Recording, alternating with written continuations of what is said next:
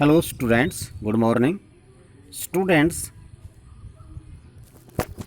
आज हम चर्चा करेंगे टेबुलर प्रेजेंटेशन की। टेबुलर प्रेजेंटेशन में क्या होता है कि जो अब तक हमने पीछे चर्चा की थी टेक्सुअल प्रेजेंटेशन की। टेबुलर प्रेजेंटेशन में हम जो हमारा डाटा होता है उसे रोज़ और कॉलम्स के रूप में प्रेजेंट करते हैं। तो अकॉर्डिंग टू निस्वेंजर, statistical table is a systematic organization of data in rows and columns. तो यहाँ जब हम डाटा को लिखते हैं, निस्वेंजर कहता है कि डाटा को रो और कॉलम के रूप में प्रेजेंट करना क्या कहलाता है? टैबुलेशन कहलाता है, टेबल कहलाता है। अच्छा, अब बात आती है टैबुलेशन और टेबल दोनों अलग अलग चीज़ें हैं। टैबुलेशन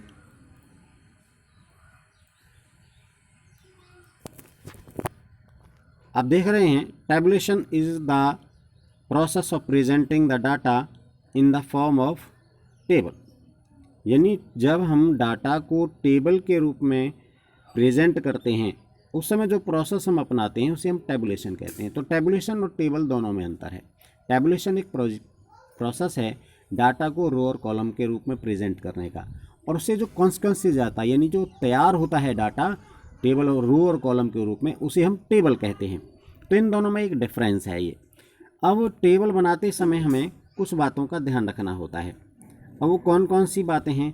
तो ये ध्यान रखना है कि टेबल बनाते समय हमें टेबल के 8 पार्ट करने होते हैं। उन 8 पार्टों में कौन कौन से पार्ट से हमें क्या क्या इंडिकेट करना होता है? तो पहला नंबर है टेबल नंबर। टेबल नंबर क्या है?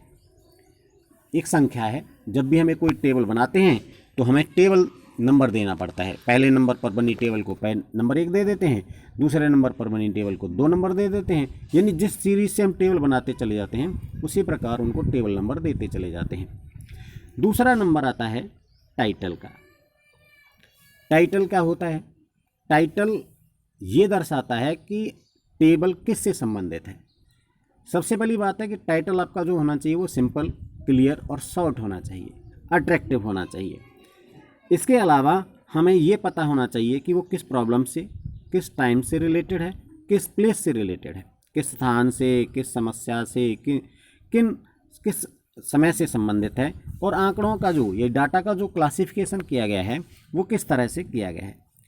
तो ये टाइटल की विशेषता होती है। उसके बाद आता है कि अगर कोई टाइटल से सूचना देने के बाद भी कोई सूचना हमारे पास बाकी रह गई है तो हमें उस पोजीशन में तीसरे नंबर का प्रयोग करना पड़ता है, हेड नोट। यानी अगर कोई सूचना रह गई है तो फिर हम उसे हेड नोट के माध्यम से प्रकट करते हैं।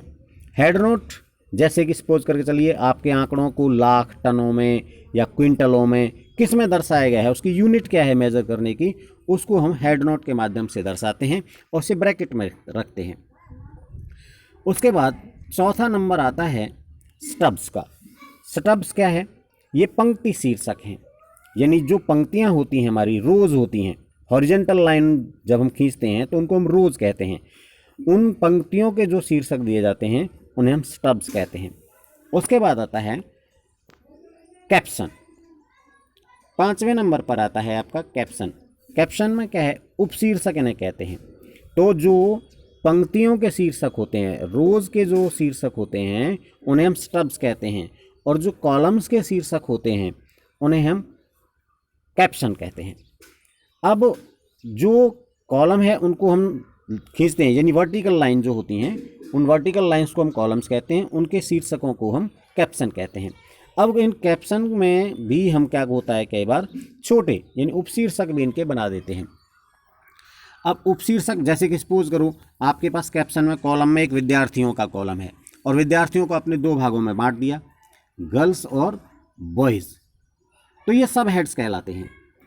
उसके बाद कैप्शन के बाद आता है बॉडी फील्ड। बॉडी फील्ड में क्या है? इसे हम क्लेवर या क्षेत्र कहते हैं। वास्तव में यह टेबल का मेन पार्ट होता है। जितना भी डाटा लिखा जाता है इस बॉडी फील्ड में ही लिखा जाता है, और बॉडी फील्ड में जितने भी आंकड़े हैं वो लिखने के बाद हमें क्लियर हो जाता है कि हमारी सारणी में क्या लिखा गया है। उसके बाद आता है फुट नोट। 7th पार्ट है फुट नोट। फुट नोट का मतलब है कि अगर कोई सूचना हमें देनी है, सारणी में जो स्पष्ट नहीं हुई है और उसके बाद हमें कोई सूचना देनी है तो उसे हम फुट नोट के माध्यम से दर्शाते हैं। और उसके बाद आता है 8th नंबर, जिसे हम सोर्स कहते हैं। सोर्स का मतलब क्या है कि अगर हमने डाटा, हमारा जो डाटा है वो सेकेंडरी डाटा है, तो उसे हमने कहाँ से लिया गया है, उसका प्रकाशन वर्ष कौन सा है, उसका पेज नंबर कौन सा है, उसका ईयर कौन सा है, उसका एड्रेस क्या है, तो ये सारी चीज़ें हम सोर्स में दर्शाते हैं। लेकिन ये उस समय ही प्रयोग करते हैं हम ज़्यादातर जब हमारा डाटा सेकेंडरी होता है। अब मैं आपको एक टेबल का फॉर्मेट दिखाऊंगा जिससे देखकर आप टेबल के सारे कंपोनेंट्स को समझ सकेंगे।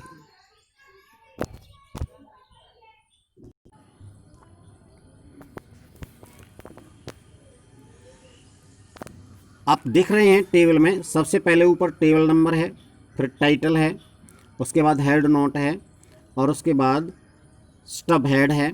साइड में ये कॉलम दे रखे हैं, उसकी हेडिंग्स हैं। बीच में ये रो हेडिंग्स हैं, यानी जो रो की हेडिंग्स दिखाएंगे हम उनको नीचे साइड में दिखते हैं। सेल्स जो हैं आपके खाने, इनको वर्टिकल कॉलम कहते हैं। इनमें ही सारा का सामान, यहाँ ये जो इतने भी हैं ये सेल्स हैं, इन्हीं में बॉडी लिखी जाती है। अब ये एक बार देखें आप, ये टाइटल नंबर ऊपर लिखते हैं हम, फिर उसके टेबल नंबर, फिर टाइटल, फिर ये हेड नोट, यहाँ आपको ये स्टब हेड लिखना है और उसके बाद ये कॉलम हेडिंग है और ये बॉडी हो गई। नीचे फुट नोट है आपका और नीचे आपका सोर्स है। अब एक टेबल बनी हुई देखेंगे और उस टेबल में आप छांटेंगे कि कौन कौन सी चीज़ें कहाँ। हाँ, तो अब हम देखेंगे कि ये हमारी एक टेबल बनी हुई है और उसमें से हम ये सारे जो कंपोनेंट्स हैं इनको एक एक करके देखेंगे कहाँ कहाँ कौन सी चीज़ है। तो सबसे पहले यहाँ टेबल नंबर हो गया, ये टेबल नंबर 1 है। उसके बाद production of food grains in India in 2011-12, ये आपका क्या हो गया, टाइटल हो गया, ये टेबल का टाइटल है। उसके बाद दूसरे नंबर पर नीचे चले आप, total in lakh tons and percentage, ये आपका हेड नोट हो गया, क्योंकि ऊपर क्लियर नहीं हुआ था ये कि हम किस में यूनिट्स हमारी क्या हैं मेज़र करने की, इसलिए हमने इसको यहाँ यूज़ कर लिया है। तो ये तीसरे नंबर पर केस आपका हो गया हेड नोट। उसके बाद आप आगे चलेंगे, हेड नोट के बाद आता है स्टब्स का नंबर, तो आपका फूड ग्रेन आपका स्टब हेड हो गया, ये चौथे नंबर का हो गया। पाँचवें नंबर पर आपका जो आता है नंबर आता है कैप्शन का आता है। तो ये जो आपका हिस्सा है जिसे आप देख रहे हैं, प्रोडक्शन जो है कैप्शन है, और इसकी जो सब एंट्रीज़ हैं या सब हेड्स हैं वो हैं टोटल क्वांटिटी और percentage of total food grains, ये आपके दर्शाए गए हैं। ये आपके कैप्शन पार्ट हो गया। कैप्शन के बाद नंबर आता है आपका, यही मैं एक चीज़ और बता देता हूँ आपके पास, जो स्टब एंट्रीज़ हैं जैसे फूड ग्रेन, इसके साथ साथ नीचे आपको दी गई हैं राइस, वीट और अदर्स, इनको हम रो हेडिंग्स या स्टब एंट्रीज़ कहते हैं। सब टाइटल्स भी कह देते हैं रोज़ के, जैसे कि हम प्रोडक्शन को कैप्शन कहते हैं और टोटल क्वांटिटी और परसेंटेज को हम सब हेड्स कह देते हैं। तो ये इसी तरह से इसको सब एंट्रीज़ या रो हेडिंग्स कहलाती हैं। अब रह गया जो अगला पोर्शन है हमारा कैप्शन के बाद, बॉडी जिसे कहते हैं या क्लेवर कहते हैं। तो बॉडी क्लेवर कहाँ है, यानी ये जो हिस्सा है यहाँ से यहाँ तक जो आपने अब डाटा लिखा है इसमें 1043, 939, इसी तरह दूसरी साइड में 40.52 है, 36.48 है, ये जो डाटा लिखा गया है इस डाटा को हम बॉडी या क्लेवर कहते हैं। उसके बाद हमारा नंबर आता है कि जो फुट नोट, जो लास्ट में हम फुट नोट लिखते हैं जिससे हम ये दर्शाते हैं कि अगर कोई सूचना रह गई है तो यहाँ उसको लिखा है, जहाँ से फुट नोट नीचे लिखा गया है in others all remaining food grains are included, यानी जो अदर हमने रो सब एंट्री रो ली गई है उसमें इसका ये माना गया है कि अब जो फूड ग्रेन्स की बाकी चीज़ें रह गई हैं वो सब इसमें इंक्लूड कर ली गई हैं। तो ये फुट नोट हो गया। और फुट नोट के बाद नंबर आता है आपका सोर्स का। सोर्स में हम ये बताते हैं कि हमने कहाँ से लिया है, तो ये इकोनॉमिक सर्वे 2012-13 से लिया गया है।